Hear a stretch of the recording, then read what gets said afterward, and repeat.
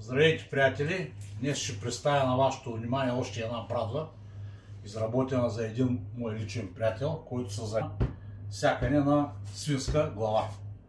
Започваме. Тъй, чакай малко да струшим нещо.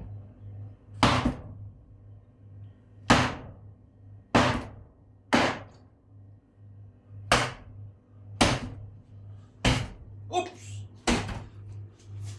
Направлено. Няма нищо.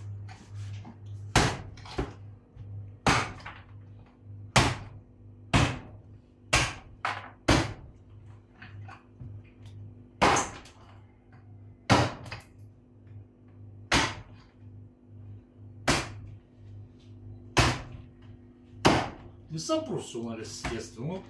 Аз като го гледах него, беше много лесна работа. Направо на дропя направя. Стана на кукане, ужас.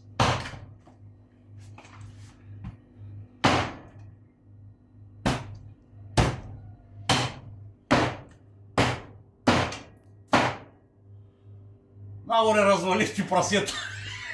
Има още.